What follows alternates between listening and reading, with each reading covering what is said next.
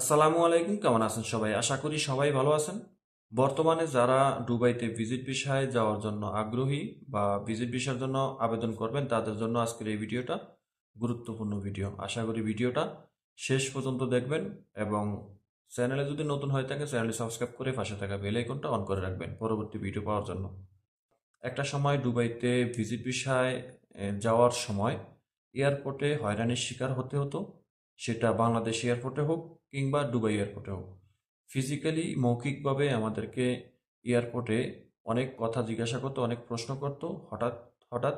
আর সেই প্রশ্নের উত্তর স্মার্টলি দিতে না পারলে যদি দুবাই এয়ারপোর্টে হয় তাহলে সেখান থেকে রিটার্ন পাঠাতো, আর যদি বাংলাদেশ এয়ারপোর্টে হয় তাহলে সেখান থেকে আমাদেরকে রিটার্ন তো পাঠাতোই, আমাদের পাসপোর্টটাকে আপলোড করে দিত।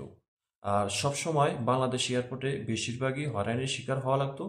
দেখা গেছে একটা মানুষ লিগেলভাবে বা সঠিকভাবে দুবাইতে ভিজিট ভিসায় যাওয়ার জন্য প্রস্তুত নিছে, কিন্তু বাংলাদেশ এয়ারপোর্টে বিভিন্ন সময় খুঁটিনাটি বিষয় নিয়ে বিভিন্নভাবে প্রশ্ন করে, আর সেই প্রশ্নের উত্তরগুলো স্মার্টলি দিতে না পারলে সন্দেহজনকভাবে পাসপোর্ট আপলোড করে দিত।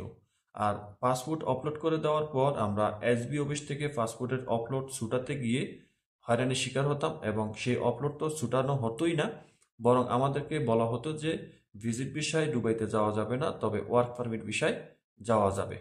সেই রকম একটা কথা বলে পাসপোর্টটাকে দিয়ে দিত, কিন্তু আপলোড কিন্তু থেকেই যেত। ঠিক আছে, তার মানে আপলোড এই পাসপোর্টটাকে ব্লক করে রাখতো এবং ভিজিট ভিসায় যাওয়ার জন্য নিষেধাজ্ঞা দিয়ে রাখতো, ঠিক আছে, যেন না যেতে পারি। তো এই ধরনের হয়রানিগুলো থেকে এই, বাঁচার জন্য বা এগুলাকে মাইনাস করার জন্য দুবাই সরকার যে সিস্টেমটা এখন বর্তমানে চালু করছে সেটা হলো ডকুমেন্টস। আপনাকে ভিজিট ভিসার জন্য আবেদন করতে গেলে যেই ডকুমেন্টসগুলো লাগবে এবং সেই ডকুমেন্টসগুলো যদি আপনি ঠিকঠাক মতো সাবমিট করেন, আপনি ভিসা খুব দ্রুতভাবে 2 থেকে 1 সপ্তাহের ভিতরে ভিসা পাওয়ার সম্ভাবনা 99%। তবে এখানে বলে রাখি যে আপনি যে ডকুমেন্টসগুলো দিবেন সেগুলা সঠিক হতে হবে এবং সত্য হতে হবে, মিথ্যার কোনো আশ্রয় নেওয়া যাবে না। কারণ এগুলা কিন্তু জাস্টিফাই করে এবং আইডেন্টিফাই করার পর যদি ওকে হয়, ওকে থাকে, তাহলে আপনার ভিসা অ্যাপ্রুভাল হবে এবং আপনি ভিসা পাবেন, দুবাইতে যেতে পারবেন। ঠিক আছে, আর এই ডকুমেন্টসগুলো দেওয়ার পর যদি আপনি ভিসা পান এবং দুবাইতে যান, তখন দেখা গেছে আপনাকে বাংলাদেশ এয়ারপোর্টে কিংবা দুবাই এয়ারপোর্টে মৌখিকভাবে কোনো কিছু জিজ্ঞাসা করবে না, কারণ যেগুলা জিজ্ঞাসা করতো বা যেগুলা খুব ইম্পর্টেন্ট জিনিস সেগুলো আপনি আগেই কিন্তু সাবমিট করে তারপরে ভিসার জন্য অ্যাপ্লাই করা লাগবে। ঠিক আছে, আর সেইটা সম্পূর্ণ করার পর আপনাকে এয়ারপোর্টে আর কোনো প্রশ্নের সম্মুখীন হতে হবে না। এবার আসি মূল কথায়, যে আপনাকে ভিসা অ্যাপ্লাই করতে গেলে কি কি ডকুমেন্টস লাগবে। বর্তমান সিস্টেমে যে ডকুমেন্টসগুলো লাগবে, 1 নম্বরে হলো আপনি দুবাইতে যাবেন, আপনার 1 নম্বরে ক্রেডিট কার্ড লাগবে এবং আপনার ব্যাংক অ্যাকাউন্টে 1 থেকে 1.5 লক্ষ টাকা থাকা লাগবে, এবং অবশ্যই থাকা লাগবে। সেটা আপনাকে দেখাতে হবে যে আপনার অ্যাকাউন্টে টাকা আছে, এবং সেটা আপনি কখন দেখাবেন সেটা আসছি একটু পরে। এরপরে লাগবে কি, আপনার আপ ডাউন টিকিট লাগবে। আপনি কত তারিখে যাবেন এবং কত তারিখে ফিরবেন সেই ডকুমেন্টস দেখাতে হবে, আপনার আপ ডাউন টিকিট দেখাতে হবে। 3 নম্বরে লাগবে আপনি দুবাইতে যে হোটেলে থাকবেন, আপনি যতদিনই থাকেন যেই হোটেলে থাকবেন সেই হোটেলের ইজারা কপি দেখাতে হবে। এখন প্রশ্ন হতে পারে যে ইজারা কপিটা কি?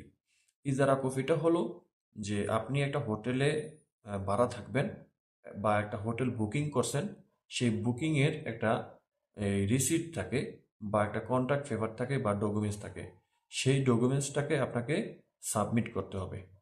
ঠিক আছে, এরপরে আপনি কোন আত্মীয় স্বজনের সোর্সে যাবেন বা কোন আত্মীয় স্বজনের রেফারেন্সে যাবেন তাদের ডকুমেন্টস লাগবে। ঠিক আছে, তো এই ডকুমেন্টসগুলো দিয়ে যদি আপনি ভিসার জন্য অ্যাপ্লাই করেন তাহলে আপনার ভিসা 100% হবে। আমরা অনেকেই কিন্তু এইসব ধরনের ডকুমেন্টসগুলো না দিয়ে আমরা ভিসা অ্যাপ্লাই করি, পরবর্তীতে দেখা গেছে ভিসা রিজেক্ট আসে, কিন্তু আমরা ভিজিট ভিসায় যেতে পারছি না।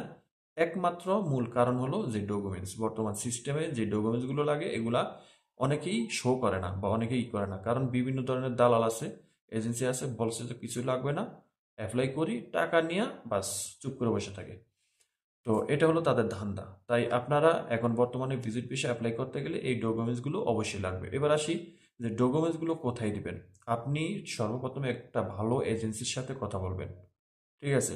প্রফেশনাল একজন ভালো এজেন্সির সাথে কথা বলবেন, যে এজেন্সির মাধ্যমে অনেক লোক যেতে পেরেছে এবং আপনার ভিসা অ্যাপ্রুভাল হবে এরকম একটা নিশ্চয়তা নিয়ে একটা এজেন্সির সাথে কথা বলবেন। এবং সেই এজেন্সির মাধ্যমে যে যখন ভিসাটা অ্যাপ্লাই করবেন তখন আপনাকে এই ডকুমেন্টসগুলো এজেন্সির কাছে দিতে হবে। এজেন্সির কাছে যখন এই ডকুমেন্টসগুলো দিবেন তখন এজেন্সি আপনার ভিসার জন্য অ্যাপ্লাই করবে। আর অ্যাপ্লাই করার সময় যে ওয়েবসাইট আছে সেই ওয়েবসাইটে কিছু অপশন থাকে, সেখানে কিছু ডকুমেন্টস দিতে হয় বা শো করতে হয়। যেমন মনে করেন আপনার ভিসা অ্যাপ্লাই করার সময় সেখানে একটা অপশন আসবে যে আপনার অ্যাকাউন্টে কত টাকা আছে, সেই এই অ্যাকাউন্টের যেই অ্যামাউন্টটা আছে সেই অ্যামাউন্টের একটা সংখ্যা সেখানে দিতে হবে, অনলাইনে সাবমিট করতে হবে এবং আপনার অ্যাকাউন্ট নাম্বার দিতে হবে। আপনার ক্রেডিট কার্ড আছে সেটার তথ্য দিতে হবে। এরপরে আপনার আপ ডাউন টিকিট আছে সেটার একটা প্রমাণ অনলাইনে সাবমিট করতে হবে। এবং আপনার দুবাইতে যে আত্মীয় স্বজনের রেফারেন্সে যাবেন সেটারও প্রমাণ দিতে হবে। এবার আসি যে আপনার যে দুবাইতে যেই হোটেল ভাড়া নেবেন সেই হোটেল ভাড়ার ইজারা কপি সেটাকেও আপনার এই সেখানে সাবমিট করতে হবে। এগুলা আনুষঙ্গিক যে কাগজগুলো লাগবে সেই কাগজগুলো আপনি যখন এই এজেন্সির কাছে দিবেন, দেওয়ার পর এজেন্সি আপনার ভিসার জন্য অ্যাপ্লাই করবে। অ্যাপ্লাই করার পর এই দুবাই ভিসা কর্তৃপক্ষ আপনার এই ডকুমেন্টসগুলো চেক করবে। সর্বপ্রথমে চেক করবে আপনার অ্যাকাউন্টে 1 থেকে 1.5 লক্ষ টাকা অথবা আপনার দুবাইয়ের 3,000 দেরহাম সমপরিমাণ টাকা আপনার অ্যাকাউন্টে আছে কিনা সেটা তারা চেক করবে অ্যাকাউন্টের নাম্বারের মাধ্যমে। আপনার যে অ্যাকাউন্ট নাম্বার আছে সেই অ্যাকাউন্ট নাম্বারের মাধ্যমে চেক করা হবে। আপনার ক্রেডিট কার্ড আছে সেটাও তারা প্রমাণ চাইবে, সেটাও তারা চেক করবে। ঠিক আছে? এরপরে আপনার আপ ডাউন টিকিট আছে কিনা সেটাও তারা পরীক্ষা নিরীক্ষা করবে। ঠিক আছে? এরপরে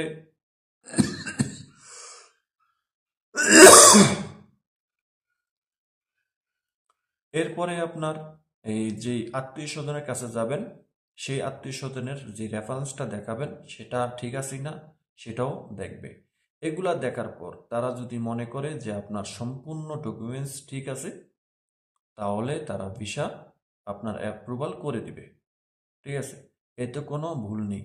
তবে মনে রাখবেন এখানে আপনি যে ডকুমেন্টস দিবেন সেই ডকুমেন্টসগুলো সম্পূর্ণভাবে সঠিক হতে হবে এবং সত্যমূলক হতে হবে। এখানে কোনো রকম মিথ্যার আশ্রয় নেওয়া যাবে না। আপনি যদি এখানে কোনো রকম মিথ্যার আশ্রয় নেন বা তারা যদি চেক করে দেখে যে আপনার অ্যাকাউন্টে কোনো টাকা নেই, ব্যাংক স্টেটমেন্ট সম্পূর্ণ ভুয়া বা অ্যাকাউন্ট খালি, তাহলে আপনার ভিসা হবে না। আপনার যদি টিকিটটা যদি কোনো ডুপ্লিকেট কিংবা কোনো রকম মানে মিথ্যার আশ্রয় নেওয়া হয়ে থাকে তাহলে সেখানে আপনার ভিসা হবে না। এমনও হতে পারে যে আপনার সেই পাসপোর্টে আর ভিজিট ভিসাই লাগবে না। ঠিক আছে? আপনার পাসপোর্টটাকে ব্লক করে দেওয়ারও সম্ভাবনা থাকে, তবে এটা শিওর না। ঠিক আছে? তবে ভিসা হবে না এটা 100% শিওর। তাই আপনাদের প্রতি অনুরোধ থাকবে যে যারা ভিজিট ভিসার জন্য আবেদন করবেন তারা অবশ্যই এই ডকুমেন্টসগুলো এজেন্সির সাথে কথা বলে তারপরে ভিজিট ভিসার জন্য আবেদন করবেন। এগুলা সম্পূর্ণ কাগজপত্র জোগাড় করে তারপরে এজেন্সির কাছে যাবেন, ভিসার জন্য আবেদন করবেন। আশা করি বুঝতে পেরেছেন। যদি ভিডিওটা ভালো লাগে থাকে অবশ্যই লাইক কমেন্ট শেয়ার করে চ্যানেলটি সাবস্ক্রাইব করে রাখবেন, পাশে থাকা বেল আইকনটা অন করে দিবেন। সবাই ভালো থাকবেন, দেখা হবে অন্য কোনো ভিডিওতে। আল্লাহ হাফিজ।